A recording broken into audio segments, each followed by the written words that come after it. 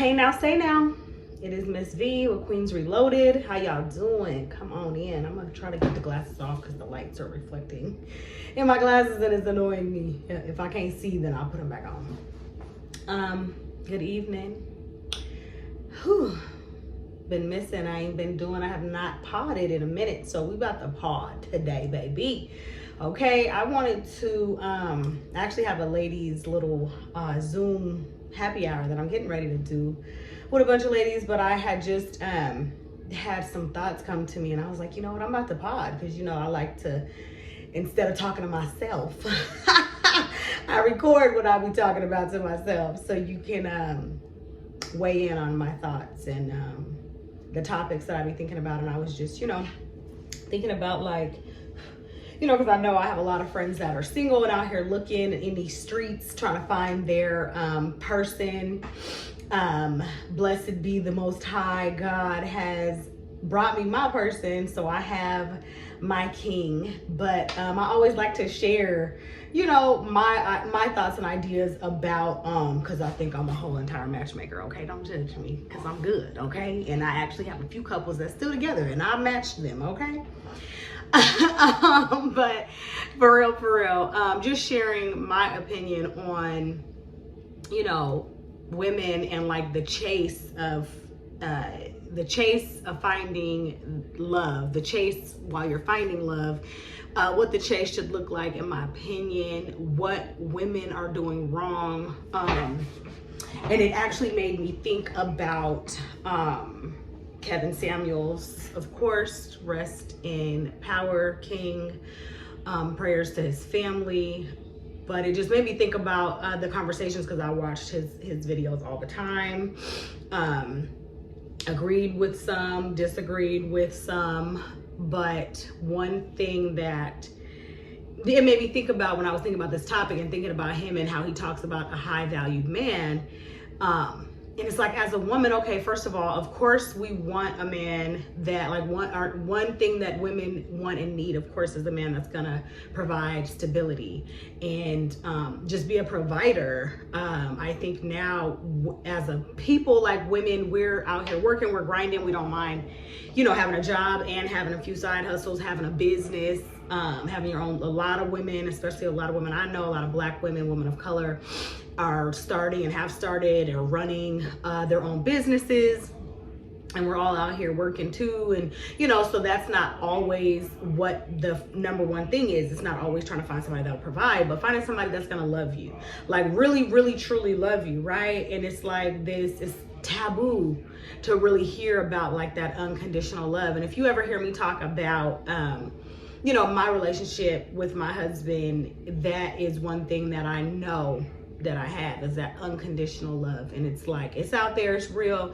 It can actually come from somebody aside from one of your parents because I know for me, for a long time, you know, that was the only love I knew was, or unconditional love I knew was from my parents, especially my mom always reiterating that she loved us. Like, she said that to us. Not that my dad didn't love us unconditionally, but she said those words explicitly to us. Like, I love you unconditionally. There's nothing that you could ever do that would ever change my love for you, you know. And that's something that I say to my children as well. Thank you, Mom. But you don't always expect to get that in relationships. I think a lot of the time, especially because of a lot of our own experiences in relationships, whether it be unhealthy, toxic relationships that just weren't our person, we weren't a good match, whatever the case may be, unhealthy mental health issues kind of bleeding into the relationship, things like that. You know, you don't think about unconditional love. You don't think that that's something that you can expect from a relationship. It's kind of like, especially with like divorce rates and things like that. It's like, oh, well, if it don't work out, we don't have to stay in it. We can get a divorce, or I can just leave. You know, there isn't a lot of, we're gonna fight for this because I love you regardless, and we're gonna work through this thing because no matter what, like, you're my person and I'm gonna fight for you and we're gonna make it work. And so that was my first thought too, is just like, are we seeking those type of relationships? Are you trying to find somebody that just has the bag and can provide that security because you want a high valued man? And is that something that you're even thinking about? Is like, is he going to love me? the way that I need to be loved. And I feel like that conversation can go so many ways though, because it's like, okay, as a woman, you want a man that can provide security. But are you willing, because as Kevin Samuels will talk about all the time, is that sometimes those benefits and perks come with the cost. And a lot of the time that cost is the fact that you may have to share him, because sometimes men that are high value or think they're high value feel like they should be able to have more than one woman because they have enough money to take care of them, or you know, they just feel like because they're doing whatever it is they're doing that they should be able to have more than one woman. And sometimes, you know, there are women that are okay with that. That are like, as long as he takes care of me and gives me everything that I want and need, he can do whatever he wants to do when he's out there in them streets. And it's like, okay, is that what you're looking for? Because that's the thing. If that's your goal and that's what you want, then that's up to you and you get to decide that. That's not the kind of love I'm talking about though. When we're looking, I'm talking about looking for your person that's going to love you unconditionally for who you are. And when I say unconditionally, I mean, you know, me and my husband have been together for 13 years. We've been married for 8.5 years. We've had 4 babies, well, 3 together biologically, but he's raised my oldest since she was about almost 3 years old. And of course, my body has changed. His has, like, just as a man, he's gone through different things as well. Our minds have changed, our thought process. I started studying the Bible more, and so that changed me. Like, there have been definitely different things that we've both gone through during our own evolutions that essentially could have torn us apart. But because that foundational love that we have in just loving one another as people and coming into it saying, like, no, I love you for who you are, and I know that you're going to change, but we're going to continue to relearn each other and re-understand each other. And that goes also with, because I'm constantly relearning myself. So not only do I have to do that, but then I have to help him understand who I am now, right? Because I'm not the same girl that I was when we got together 13 years ago. I'm not the same girl. Even last year, I feel like I've changed a lot, and especially after the pandemic and all of that, like, I've changed and grown, and ideals and, all that for the both of us have changed a lot. We've both grown and had to learn new things about ourselves and about each other, about our children, all of that. And so it's like, can you weather those storms? And to me, that's the kind of love, you want to be searching for if you're really looking for your person. Now, if you're out here in these streets just trying to find somebody to have a good time with, then say that.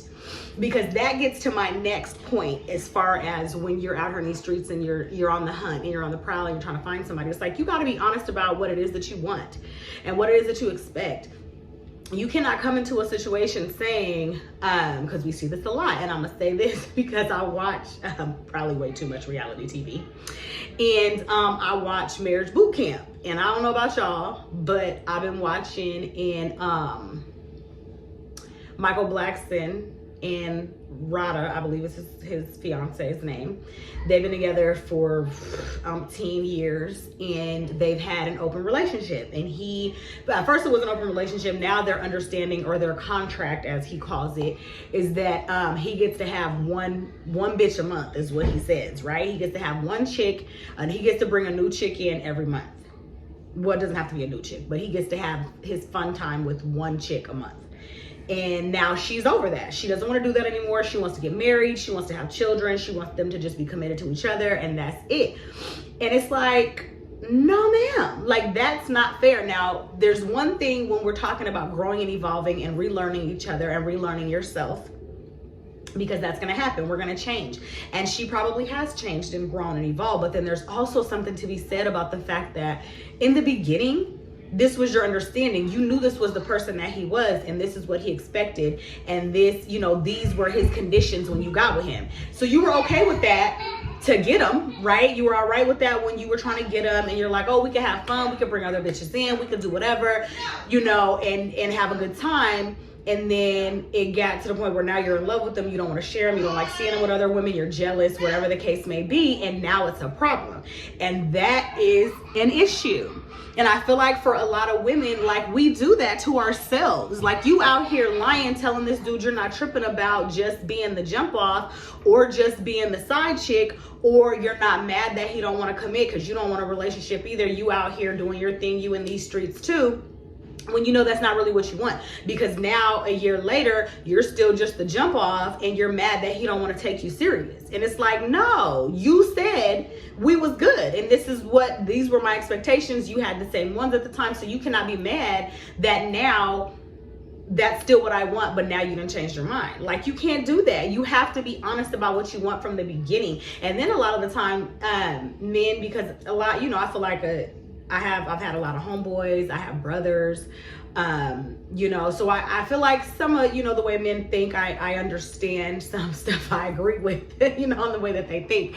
But I feel like a lot of the time we'll come with these, I'm cool being the side chick and it's all right. Right. And so that's the category that he done put you in. And then a year later, okay, maybe he is ready to settle down, or he wants to get serious with somebody, or now he's, wants wifey and all that, but it's probably still not going to be you, because he done already put you in that category as the side chick or as the jump off. Like, you were okay with that and it was good, y'all was having a good time, but now he wants to find somebody that is going to demand more, that is going to require more from him. And that's the woman that he wants to get serious with. And now you're mad because now he want to be in a relationship with the next chick, but he didn't want to be in a relationship with you. And I feel like I actually dealt with that when I first got with my husband. It was kind of funny because, he was out here in these streets, even though he was trying to act like he wouldn't. But no, we were pretty honest with each other just about our past experiences, and talked about, just different shit we've done, people we've dealt with, things like that, how situations went. And I remember hearing, getting stuff from other chicks like, oh, what'd you do to make him settle down? And, oh, he really, like, he did me like this, and this, so he's probably gonna do the same thing to you. No, babe, sorry, boo, but he didn't. Praise the Most High that he did not. I came with a set of requirements, okay, from the beginning, and I was extremely honest about my expectations, what I would and would not deal with, and what it was that I wanted from him, and also what I was bringing to the table, what I was willing to give to him as well, as far as unconditional love and just being faithful and dedicated to him and things like that. We both came into it with a specific understanding of what the other person wanted. And so we were both able to decide, like, okay, that's what I want too, or no, I'm not quite ready for that. And I feel like that's what you have to do. Now, if your ideals and your needs and your wants change, as they will, you have to be ready for whatever the consequences are that come with that. Like, like I said, if you guys have an understanding, like they got their contract, right? That's their understanding. But now one person wants to change that.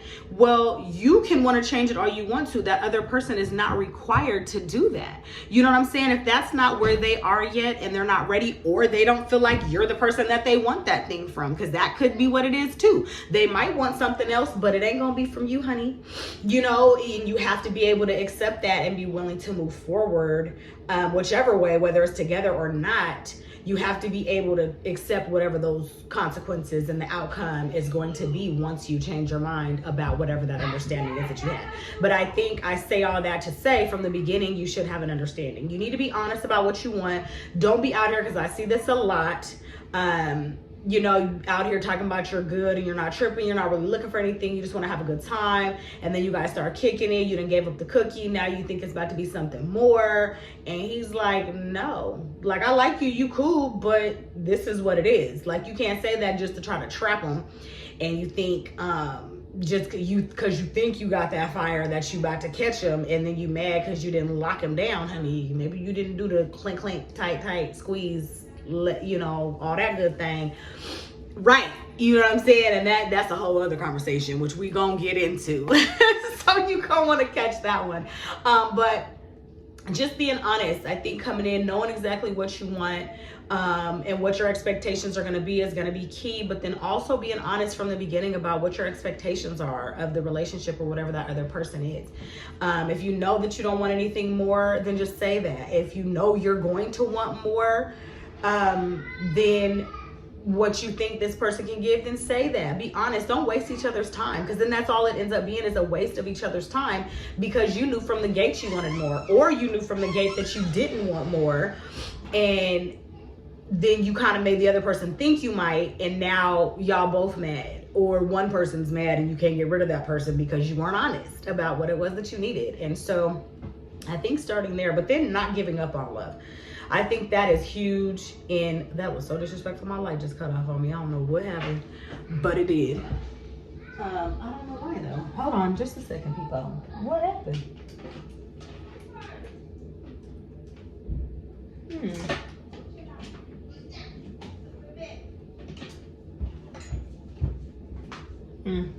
I don't know what happened. But I'm gonna just keep going because I gotta go. Where was I at? Oh, not giving up on love. That's what I was gonna say. That's my last point that I'm gonna make this evening.